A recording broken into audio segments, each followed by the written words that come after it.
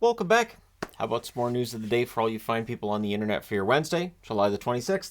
All right, so this is a developing situation, a bit of a surprise, kind of out of left field. Logan Cooley earlier this summer said he was going to return to university, stay in the NCAA rather than sign with the Coyotes. Clearly, they've been talking to him. Craig Morgan's reporting, and Elliot Friedman backs up that reporting, that it seems like he's leaning now towards signing with the team. Friedman saying that it could happen within the next 48 hours. It'd be kind of a surprise if it didn't.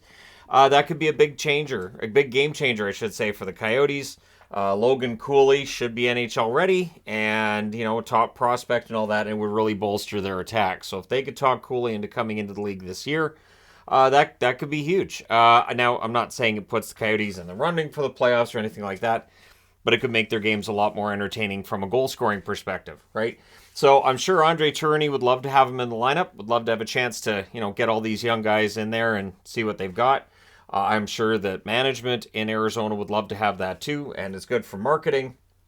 And again, the Coyotes are gradually building up. I know it's very, very gradual, but they're building up. And so we'll see how things turn out for the Coyotes if they do in fact sign Cooley. So keep your eyes open. Honzek, who was a first-round draft pick last month, the Calgary Flames have signed him to a 3-year entry-level contract. Honzek is unlikely, I would say, to break into the Flames lineup right away, but there may be an opening there. The Calgary Flames, kind of a tumultuous last 12 months. There may very well be an opening to a young guy coming in, so we'll see what Honzek does during the training camp and preseason portion of the year, and whether or not he can make the team. One arbitration case to watch out for apparently is Philip Gustavsson. That the Wild and Gustavsson can't agree on a number, so that's likely to go through arbitration. We have a number of arbitration cases coming up over the next week and a half, and right up until August 4th. August 4th is when the last ones are due. But it looks like that we're going to get a lot of arbitration cases this year. It is unusual to see that many arbitration cases. Absolutely unusual to see that many.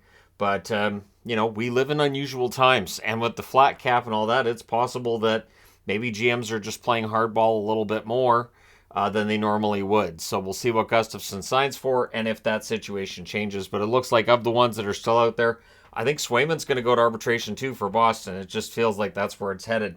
The Colorado Avalanche reaching a deal with one of their restricted free agents. Ben Myers signs a 1-year contract. I see it's at $775,000. I wouldn't be surprised if it's a 2-way contract. I didn't see that listed anywhere at this time. Wouldn't surprise me though.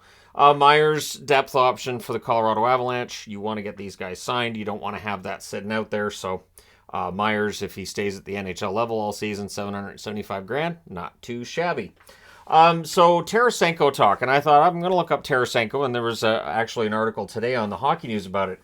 And now the dollar figure I think is misleading. So he rejected offers of $5.5–6 million previously during the summer. I don't think it was the cap hit that caused him to reject those offers. I think it was teams he didn't want to sign with that was making those offers, right? Ottawa being one of the rumored teams. I think Carolina was out there as well. And so he didn't want to go to those teams, seemed to be the idea behind him switching representation, getting rid of his agent, hiring a new one. And I think it's because his agent was negotiating with teams that he may very well have already told his agent, I don't want to go there. But I got you this contract. Okay, I don't want to go there. And as an unrestricted free agent, it's one of those times where you can have some say in where you go. Now, we only have 9 teams left in the NHL that have $5.5 million or more in cap space. And you have to put an asterisk next to that because a lot of those teams have restricted free agents and other signings to make. So it is highly likely that Tarasenko gets a 1-year contract and that it's going to be a lower cap hit than the contracts he rejected. Which, again, at this point in time in his career, he's made a lot of money. I think he's looking to win. I think he's looking to go somewhere that he has a chance to fit in, where he feels comfortable. I think going back to the Rangers is what he would have preferred. And that's not where the contracts were coming from. So we'll see what happens with Tarasenko, but it doesn't sound like there's anything imminent with him. And apparently there's also nothing imminent with the Winnipeg Jets. So again, with me looking around and going, what's going on? So Scott Billick of the Winnipeg Sun is reporting that the Jets would actually prefer to re-sign Hellebuck and Scheifele. Now, Hellebuck has made it clear he doesn't want to re-sign in Winnipeg, but You don't give up until the player's actually, on his way out the door. And Scheifele hasn't committed one way or the other. So while the speculation is that Hellebuck and Scheifele could be gone, honestly, for Kevin Cheveldayoff, if he wants this team to stay in the playoffs, I don't think he can trade Hellebuck. You're not going to get a goaltender back of that stature, clearly. $6 million in cap space is a lot. And so for somebody taking on Hellebuck's $6 million contract, it's going to have to be a complicated deal. Same with Scheifele. Teams are right up against the cap, as I mentioned in the Tarasenko discussion of this video. So, in all likelihood, it looks like at this point, we may see the Winnipeg Jets starting the season with both Hellebuck and Scheifele on their roster, which would be a bit of a surprise. So, I guess what I would ask to Jets fans is simple. Would you prefer to see Hellebuck play this year in Winnipeg if you knew it meant playoffs and maybe doing something in the playoffs, and then losing him after those playoffs for nothing?